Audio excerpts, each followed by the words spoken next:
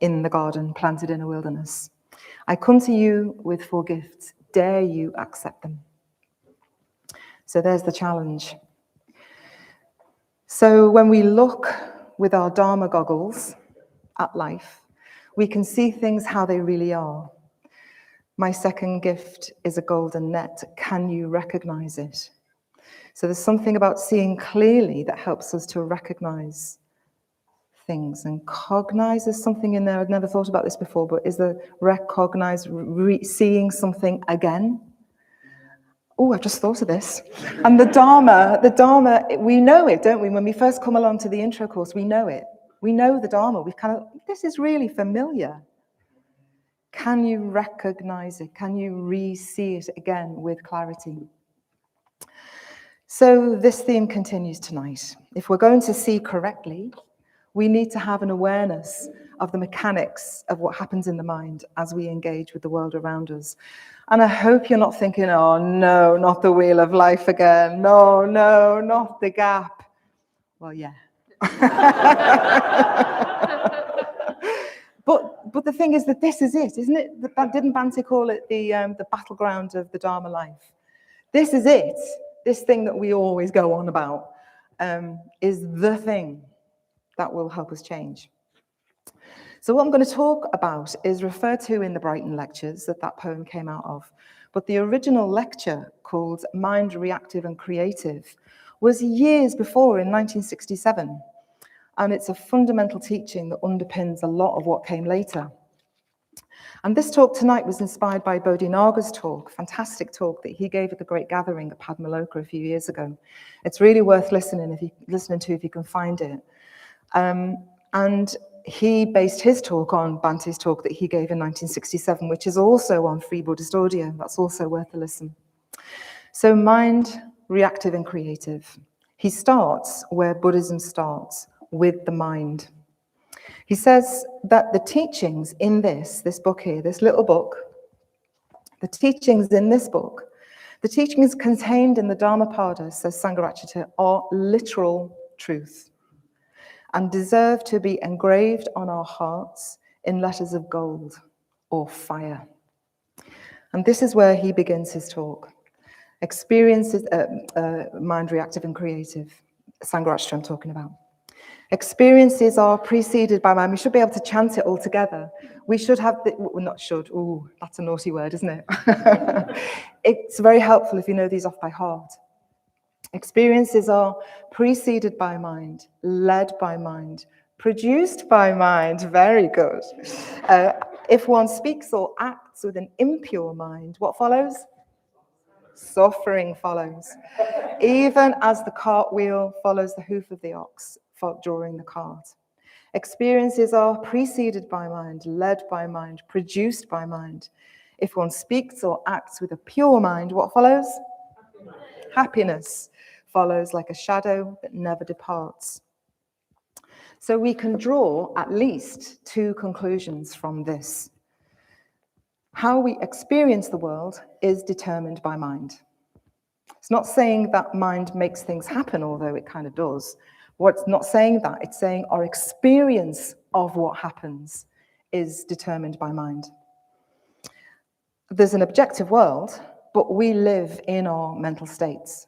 And every single one of us is having a different experience now, led by, produced by, preceded by mind. And these experiences led by mind are conditioned by what's come before. So we can't blame the world for our suffering. We can blaming the world for our suffering is not going to get us anywhere. And this is a kind of very challenging teaching, but it's also very empowering because it means we can do something. So the second conclusion to be drawn from those lines of from the Dhammapada is that mind is conditioned by our ethical choices. Skillful actions of body, speech, and mind lead to happiness. Maybe not first straight away, but the overarching tendency of mind will be towards happiness. Unskillful actions of body, speech, and mind lead to unhappiness. Our actions bind us to suffering or release us into freedom. And this is a law. It's the eternal law. Our actions have consequences. Selfish actions cut us off from our potential and from others. And skillful actions, those actions based in line with the precepts, that's all we're talking about. We're just talking about the precepts. In line with the precepts or not in line with the precepts, that's what we mean by ethical. Those skillful actions in line with the precepts shape our consciousness, and we live in a beautiful world. And we know this from our own experience. We know that's true in our own experience. We can take control. And this has huge implications for our lives. So Buddhism starts with the mind, and we can train the mind. We can train the mind. The Buddha said that there's nothing as destructive as an untamed mind. He said it's like a rutting bull elephant in a village. I just think, oh my God, can you imagine what that would be like?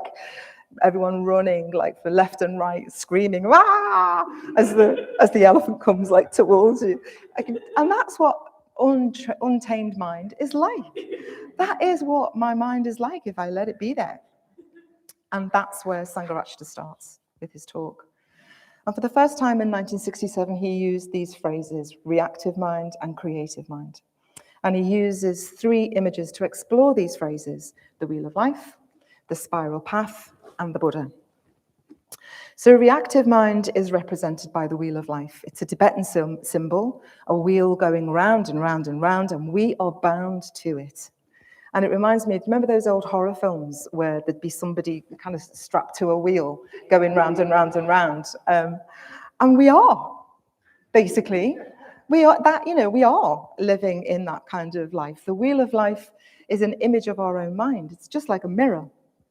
When we look into it, our own mind. It is a mirror in which we see our own mind and therefore how we experience the world. So Sanghagita described reactive mind as like penny in the slot mind. We see something and you want it or you don't want it, and without thinking you react. So you see the cake, you eat the cake. It's very personal, this talk. What was it? Eric Morecambe had that joke, didn't he? I'm on the seafood diet. I see food and eat it. A very old joke. But you don't realize because it happens so fast. And then I gave up sugar, and I had to force myself not to look at cakes, because I knew if I looked when I was hungry or craving something, I might not be able to resist the penny in the slot, see the cake, want the cake, really struggle not wanting the cake. So I just didn't look. And that's what advertising is all about, isn't it? It's designed to make you crave it. What we want is conditioned by what we see, what we hear, what we taste, what we touch, what we think about. And we see or hear someone's voice, someone that would normally be on our 4th stage, for example, and we tense up and run away. You know, our reactions are conditioned by what's happened previously with that person. We see them, we hear them, and our reaction is instant walk away. So, and this is happening all the time, and it's repetitive, and the wheel goes round and round and round, and those reactions thicken into habits, into a deep groove of habit. So we just do what we do. We react to what we see, think, hear, taste and touch and think about, and we just become a bundle of habits. You know, that lovely old thing that Sanghagita said, we're a bundle of a bundle of habits, probably mostly unskillful, tied together with the loose thread of a name and address. That's mainly what we are.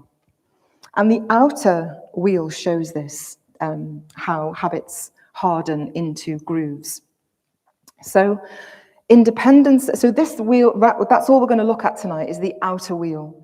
And this is known as the Nidana chain, this here, and it's how the mind works. This is the mechanics of the mind. This is how it works. It's exactly the same as what we looked at on the intro course. So this is ignorance here. Everything, do you know, everything is based, I'll just say it more clearly, independence upon ignorance, and that is, ignorance means not seeing the truth of interconnectedness. So that's what ignorance is, not seeing that truth. This is the first link of the chain, and so not seeing that arises all the volitional factors that will determine what comes next. And if we go around the wheel and do all that, then we're just back into ignorance again. We just stay in ignorance because we just keep doing the same thing over and over again based on reactions, based on the push and pull. So we're just going to attend to this bottom bit down here.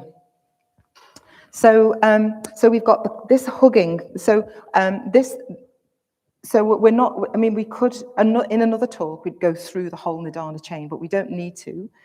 Independence upon conditions, a few things happen, and then we have contact with something. I have contact with you. So there's contact, there'll be that's what the hugging bit represents, contact with via the senses. And out of that, ooh, cake, ooh, pleasant, arises what's called Vedana. And this is represented by the arrow in the eye.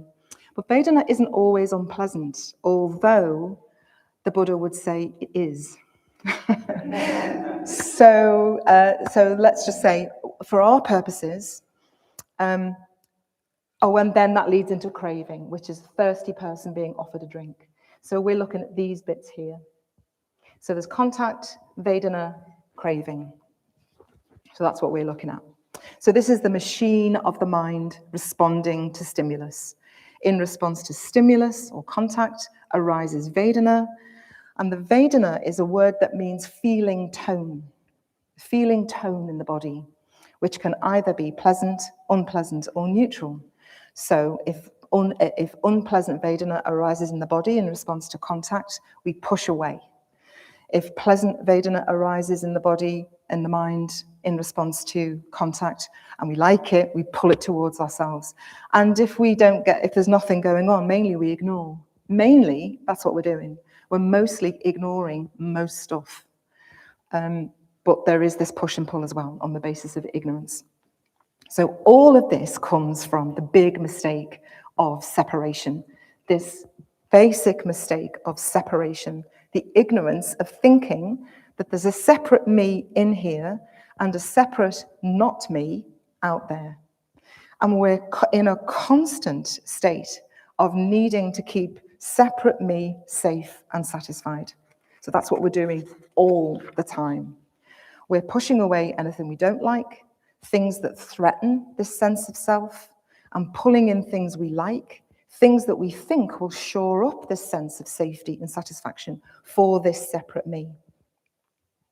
For example, so we've made a decision, we've made a conscious decision to do something different, and we know about the gap. We've been to the talks, we've heard about the gap, we know about ignorance, we know about Vedana, and I really value the meditation. So those things have happened.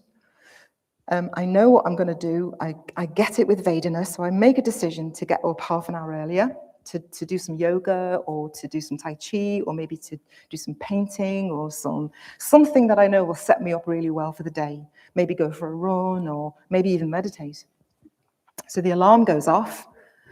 For most people, the alarm going off, so on this particular day, the alarm going off is unpleasant Vedana. So we have unpleasant Vedana at the sound of the alarm, which then leads into unpleasant Vedana at the thought of getting out of my warm bed. Now, this is hard today, isn't it? It's really hard when it's 35 degrees outside to imagine this. But imagine in the middle of the winter, it's really, really cold. Imagining the cold in the future and the unpleasant Vedana of the imaginings brings more unpleasant Vedana. So we don't like that. So in our ignorant state, we push away the unpleasant thing and we switch off the alarm. So we go back to the original habit of not doing those lovely things that we'd set our mind on doing, and we do what we've always done, so we get what we've always got. So we don't get into that creative space of doing something lovely because we just didn't want the unpleasant Vedana. And we go round the wheel, and we stay in ignorance. We don't get that chance to experience the gap and what can come out of that if we do.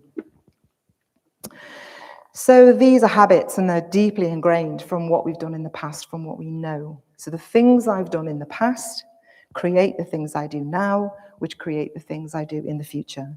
So getting out of a lovely warm bed into the cold, I've done that before. I know that's not very nice. I'm not going to do that. So it's the deep habitual things that we do. But it's not just the things that we do. that's mechanical. Our thinking is mechanical as well.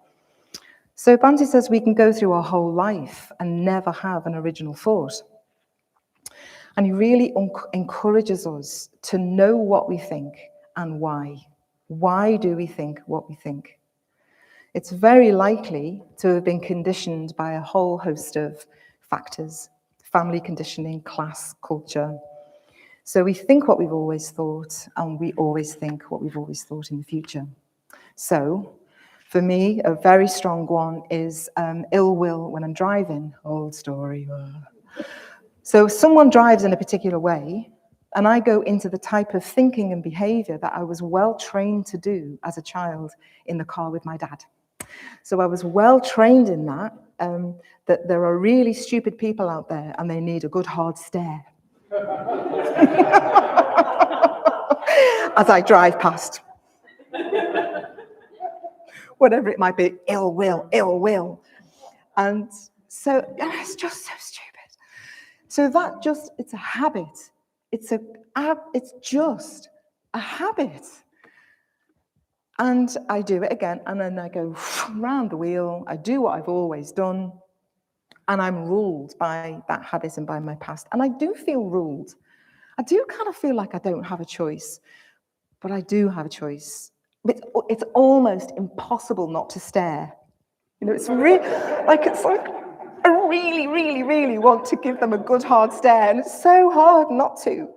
But that will just rule my future actions, just doing the same thing over and over again. And that strand of ill will gets strengthened, and I create such a painful world for myself. And it is painful, doing what we've always done. It's a painful, addictive cycle.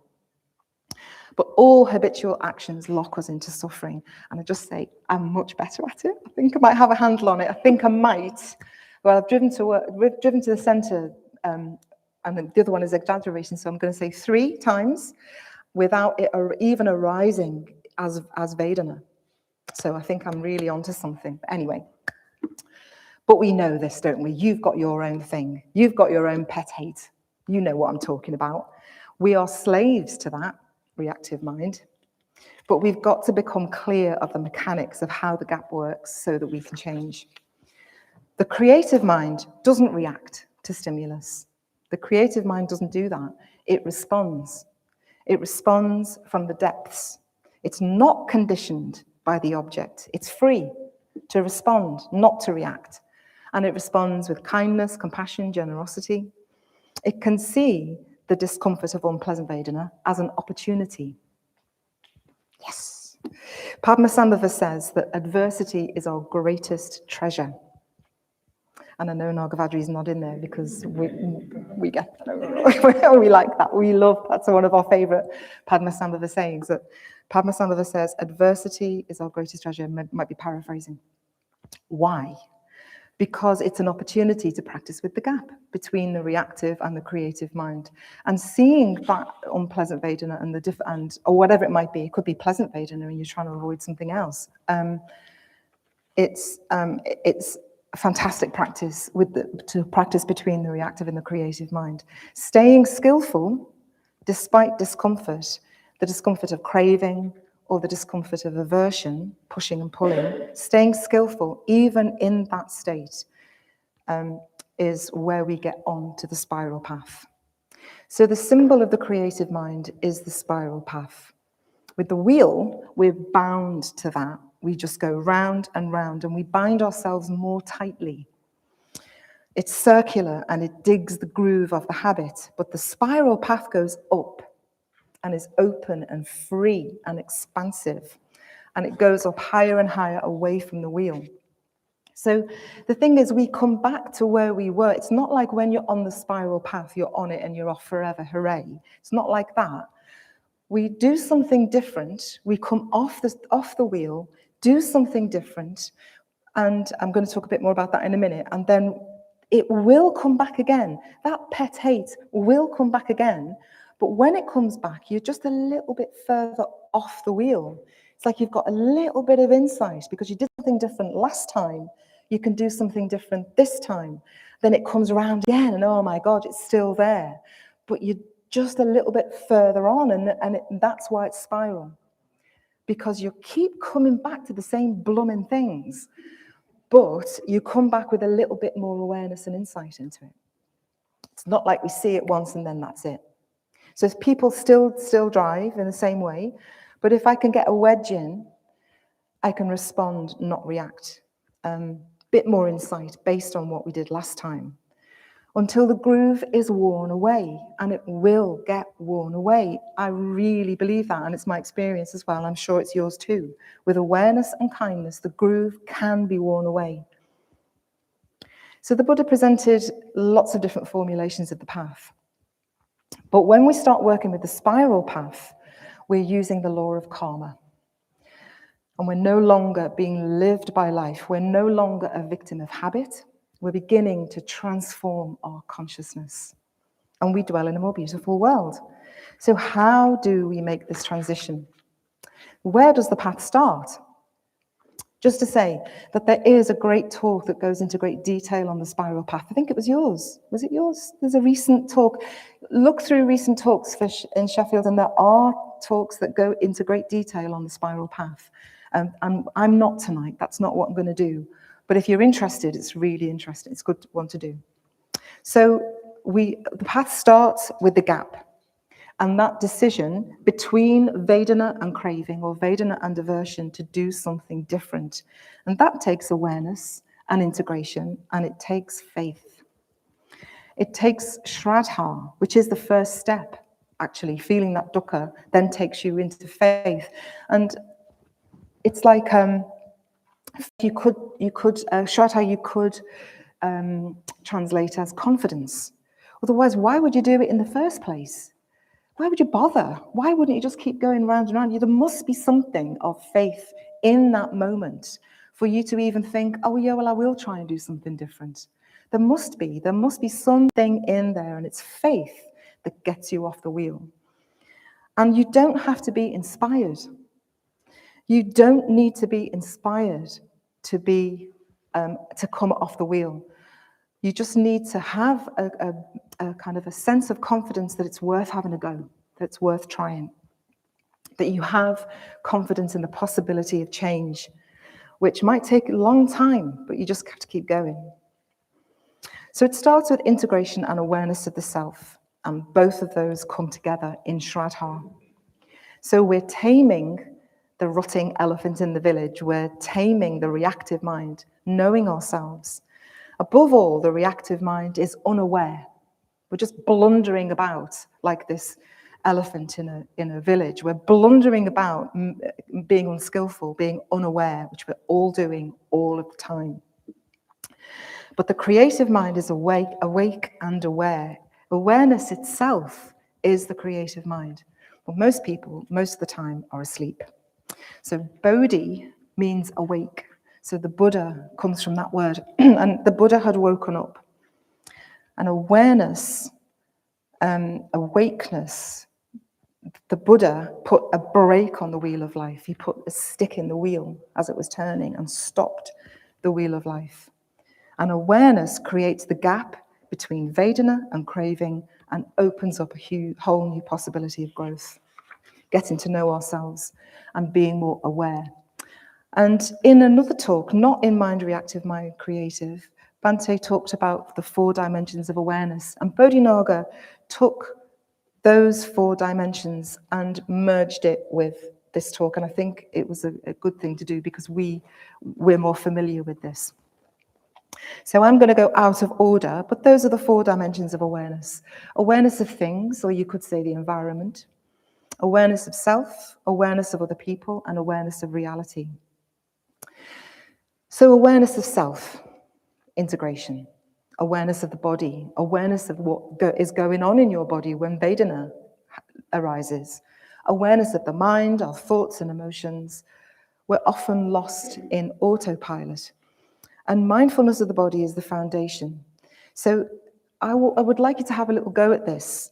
I haven't got time to do it now, but have a little go at when you're maybe doing a body scan in meditation, or you're sitting perhaps and you think of your 4th stage person, or you imagine a lovely cake that you'd love to eat or something like that, and you notice arising in your body. Really kind of be a kind of a sense of experiencing in the body, not thinking about the body, not having thoughts about the body, but actually coming into relationship with the sensations themselves. And then, when you feel like you've done that for a little bit and you feel confident with that, try and think about something. It can't.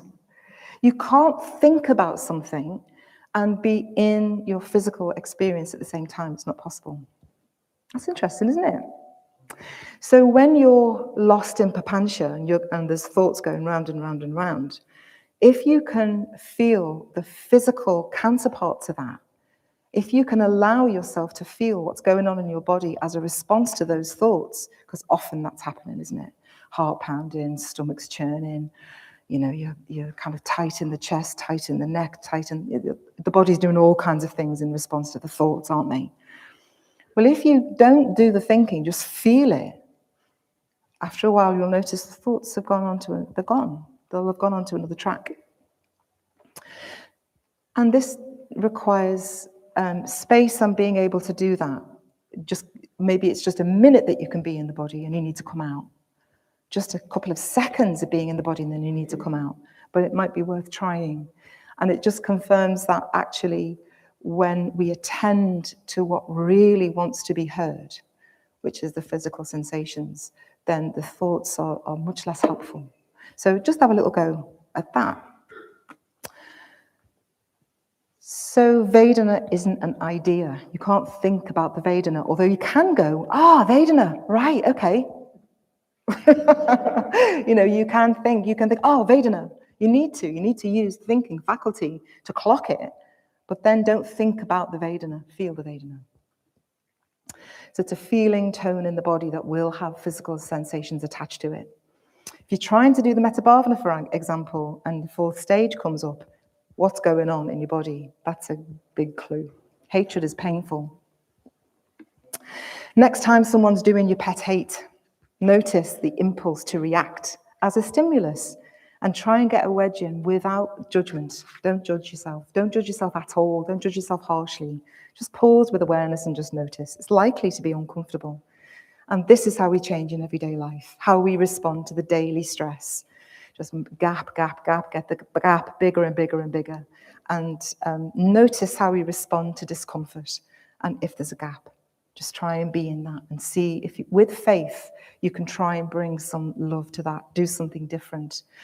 And it's not a once and for all thing. It might be going on for like 10 minutes. You're not gonna immediately go into the spiral path, but just bringing love to that, bringing metta, bring humor, just laugh at yourself, or just bring kindness or patience, generosity, whatever it takes to notice, instead of going into reaction, how can I respond to my little body? My little body's trying to tell me something.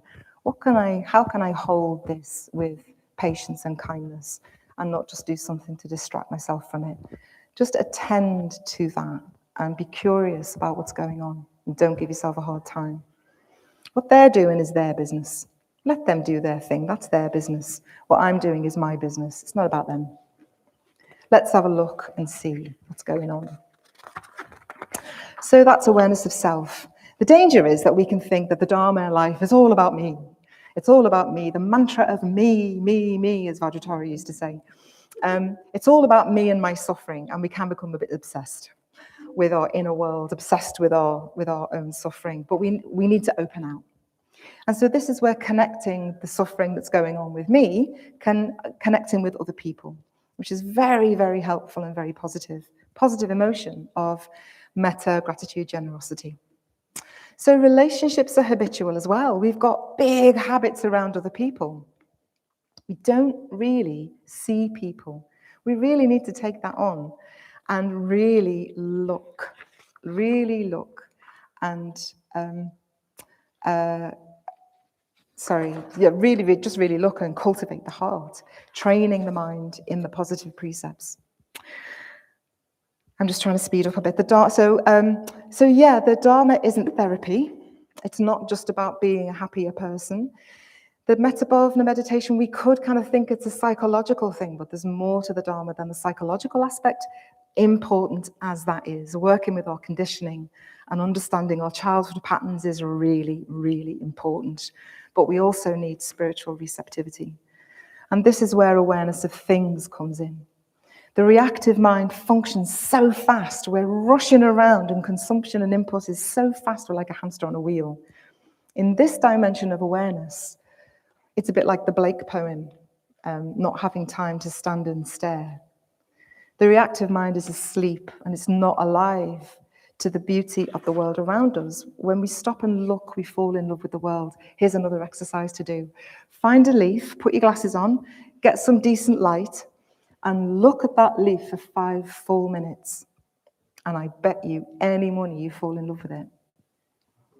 It's the same with other people. When you really look, you really, really look at the world, there is a deeper truth in there. In that awareness and really looking, there's a deeper truth.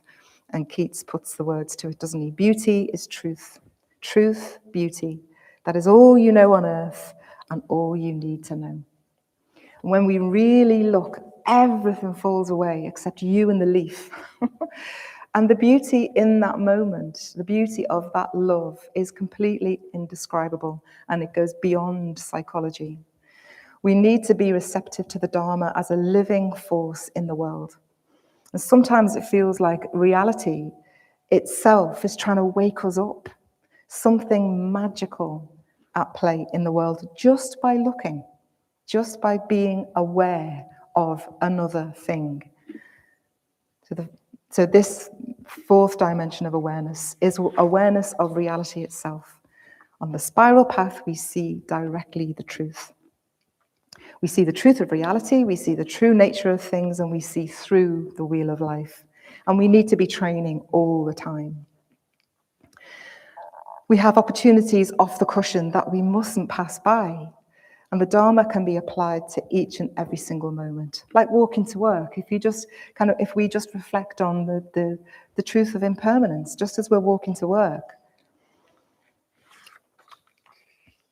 So working with this dimension of awareness, we start to see that this isn't all that we are. And the crucial point here is when we can step into what we might call spiritual rebirth. We need a strong and powerful sense or a strong and powerful image of what the goal might be. There's a thing called Dharma Chanda. So people think that you shouldn't have desire in the Dharma, but you really, really need it. Desire for the truth, to long for it, to love the truth and cultivate the mind in that way. Something stronger and more powerful than, desire for cake and, hatred of getting out of bed. Something really strong and powerful, a strong vision that we can serve that's vast and beautiful. I mean, we need to be motivated powerfully if we're going to be able to change, if we're going to beat that. That's hard, really, really hard. And the reactive mind is ruled by the past, and we create and recreate the same future over and over again. What if we live from a vision of the future? And some of you might know what Vedanya talks about Merlin. About Merlin who lives backwards? So Vedanya thinks about Merlin, the magician in the Arthur stories who lives backwards. And he starts life as an old man and gets younger. So Vedanya thinks, and he has this idea that myth suggests to us that we can start in the future, starting with who we want to become, start with a vision of what's possible for ourselves and humanity, and live from that, rather than living from what's come in the past. Make our present choices determined by a vision of the future, rather than living from what our habits created from the past, from the reactive mind. We decide now to act in a way that's going to bring that future about, the creative mind. So it's like reactive mind is creating what's happening now, but we don't have to live like that. We can live from the future if we have a clear sense of the goal. So having a really powerful sense of the Buddha, or, this is where Karmajit's thing came about, living as Sheffield Buddhist Centre being his vision to live by. So something that, there's something that you might want to talk about in the groups.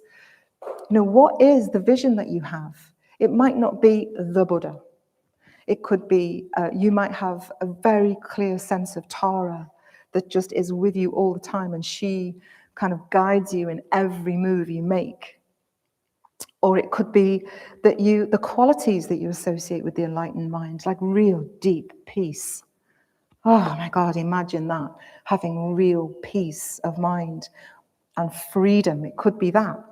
Or it could be, whatever it might be. It might be interesting in the groups to have a chat about what is it that motivates you? What is your clear sense of the goal and where you're trying to go? Because you have to kind of have that and then commit to it, it seems to me. So carrying around with us an awareness of what's possible and developing a longing for it, so we're pulled like a magnet towards it, and our actions will be informed by it. So I'm just going to end with the Buddha under the Bodhi tree. So here is this, the image of the Buddha, and this incredible acting out of the creative mind under attack from the reactive mind. So the Lord of Samsara, that's not Mara, that's someone else, but this is his realm, this is Mara's realm. Mara is the Lord of Samsara, and he personifies everything that holds us back. He's a sneaky character that's always there. If we make any progress, Mara's there. He's the reactive mind. And we have the Buddha, the creative mind, and Mara, the reactive mind. And Mara attacks him just as he's on the verge of enlightenment. So you could say the Buddha had the most horrific attack of the worst kind of unpleasant Vedana you could imagine. Craving, hatred, fear, doubt on the edge of enlightenment.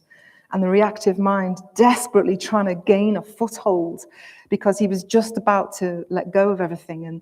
And Mara's like desperately trying to hang on to him. But not a leaf on the Bodhi tree was disturbed.